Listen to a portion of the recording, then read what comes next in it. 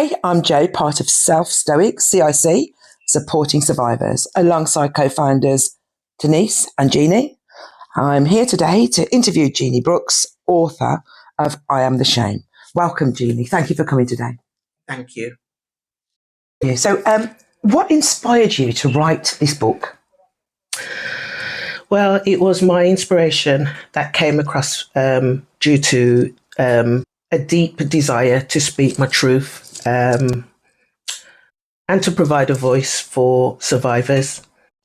I wanted to share stories that can foster understanding and healing. And I also wanted to create a resource, for instance, SELF STOIC CIC, to support individuals to feel less alone. Mm-hmm. And I wanted to be able to empower them, liberate, and to be there for them through their healing journey. Thank you. Thank you. So can you describe the main themes of the book? So my book explores themes of resilience, complexities and healing and empowerment. And it delves into those complexities of trauma and recovery.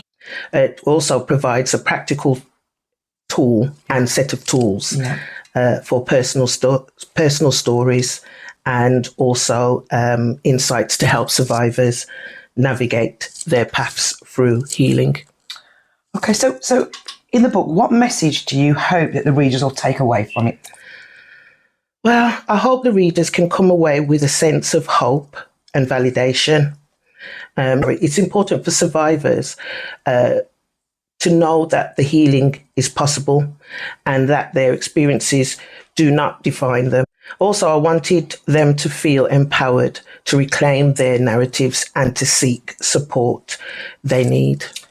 Yeah, so you've mentioned two words there that really resonated with me, and that's validation and empowerment. That's brilliant. And I think, well, obviously you can see that through the book. Yeah. So tell me, how did you approach the topic of sexual abuse in a way that is sensitive to survivors?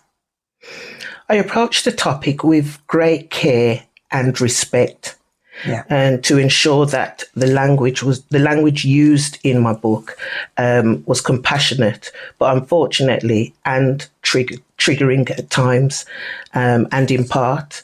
This is because there are, a lot of victims out there. Yeah, sure. Who are not yet survivors, and they need to know that they are not alone.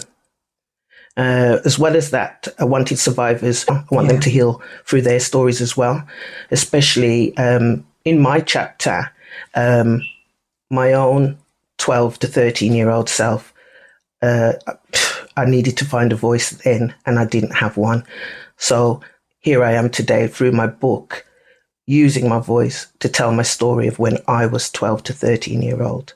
It was 12 to 13-year-old and what I'd gone through, and to keep speaking about it, then once someone who has experienced what I have, they can carry on speaking as well. And if they don't want to speak up, obviously they can seek help and come through, resources like my own, who will listen, Yeah. Sharing that with somebody like yourself. Yeah, it's not easy to share. Yeah. And if you read my book, you'll know there's a part where I didn't talk for a while, and someone approached me, and when they approached me, I froze at that point because how can I put it? It was difficult, and to have someone even believe what you say, or what happens to you, that's very difficult because, at the time when my abuse happened to me, I wasn't believed. I was held out to be the perpetrator. So, I just want others to be able to hear my story, be empowered by it, and then let it help navigate them to their path. Support. Yeah. And towards healing. Yeah. Thank you. And I think as a child especially, I think it's finding that right time, right place. Everything aligns for a child or an adult to speak to somebody, to support them on their journey. Yeah. Thank you. So, were there any particular challenges that you faced whilst you were writing the book? Yeah, that's difficult. One of my biggest challenges was balancing the need to address difficult topics whilst remaining sensitive to the emotions of survivors, because I at first hand know this. I wanted to ensure that the content was both honest and supportive at the same time, which for me required careful consideration and feedback from trusted individuals. Absolutely. Obviously, because they are also involved with the book somewhere along the line. That's right. Thank you. So how do you think your book can serve as a resource for survivors or even their loved ones, anyone around within the family of that survivor? Okay. Well, I'm hoping that the book provides practical strategies for coping with trauma, and as well as the insights from how friends and family can support survivors. So, as you said, those who aren't, person who was abused or has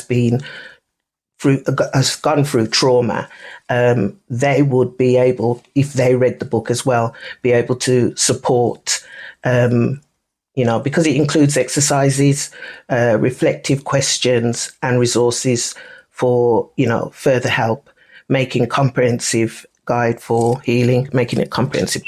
So, it's not just for the victim, the survivor, it's for anybody who knows and can support. The book would be good for them to read and understand as well. Yeah, and the book shows a lot of resources at the areas and organisations that they can also use. So that's great for that any person who may read the book, and as you say, anyone around the survivor. Yeah. So, what role do you think community support plays in the healing process of survivors? It's a very good question. Community support is crucial in the healing process because, it helps survivors feel understood and less isolated. Absolutely, yeah. Building networks of supportive individuals can provide a validation and encouragement, and it can make significant impact to survivors' recovery journey. I know that I didn't deal with mine for 40 plus years. However, when I did decide to take professional help and support, it really did help me. So I do encourage victims, survivors to speak to a professional. There's loads of resources out there. There's coaching, there's therapists, and there's also counsellors. Thank you. Yeah. I was just going to say as well, in the book, at the back of my book, I do have various resources, and not just for girls, women who's been abused, but also for boys and men that have been abused. It's more women than men, or girls more than boys, but boys and men do get abused as well. Absolutely. And we need all people to speak up at whatever age, men, women. Thank you.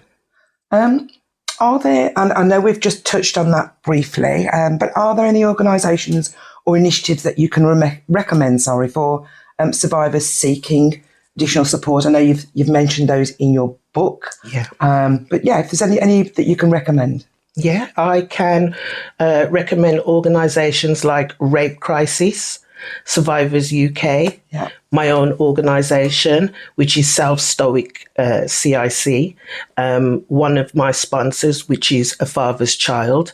They're counsellors for children and young people who's gone through trauma. And also, there are local supports out there for women. For instance, I'm part of the Black Women's Focus Group, and there are many, many more specialists in trauma recovery, and they are referenced in the back of my book. So these organisations can provide invaluable resources, counselling and community for survivors, as I said Yeah. And that impact of the support and that you can get as well through the book Self Stoic is great, and it's needed as well. So thank you for that.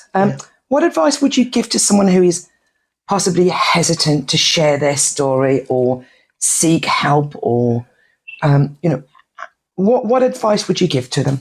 Okay. Again, that's another very good question. And I would encourage them to take their time. Yeah. And to remember that sharing is a personal choice. You don't have to be like me, who goes out in public and, speaks out and raises awareness. Mm-hmm. You can speak to, as I said, counsellors, and even a confidant, a friend who you can, or relative that you can confide in, that that they would be supportive of you and keep your confidence as well, but also to support you to seek help, not just to listen, but to signpost you to various resources. Seeking help doesn't mean that you have to share your story publicly, as I said. Yeah. It begins with talking to that trusted friend or a therapist. Healing is the journey, and it's okay to take your time and take small steps. As you'll see from my book, I Am the Shame. For me personally, it took me 40 to 50 years, as I said, to, tell and seek therapy. And it was the best thing that I have done. Yeah. A survivor of sexual abuse. I am that survivor of sexual abuse, and I speak my truth. Thank you, Jeannie. Like you say, it's those taking those small steps, small impact, but to move on to a better place. Yeah. So, what are your hopes for the future regarding awareness and support for survivors of sexual abuse? I hope to see more open conversations about sexual abuse and its impact, and also leading to increased awareness, because this is something that there's always been an elephant in the room, or culturally it's brushed under the carpet. It's not spoken about because of that stigma and that shame. It's essential to create a culture where survivors feel safe to share their stories and to help without shame or stigma. So, yeah. And that's where I'm hoping for the women that I'm able to support and help, is not just tell my story, but help them heal through their journey, help them to meet like-minded women, survivors as themselves. And, for the organisation, we run a walk and talk therapy session on a one-to-one. Yeah. And obviously everything is in confidence. We also have what is known as plant and share. So we're out in nature. What I do with my clients is get them to sow something, a seed, whether it's a plant, whether it's a flower, and to just, incorporate their own feelings as they are sowing those seeds, that they're sowing seeds of positivity into themselves. And we also run retreats as well, where we bring women of colour together, not just for healing, but for interaction, for communication, for support, and for empowerment. You'll realise that you're not on your own, and you'll realize that you can do this. So for me, not just writing this book, but also incorporating the organization, I feel this is my purpose, and this is what I'm all about, and what SELF STOIC CIC is all about.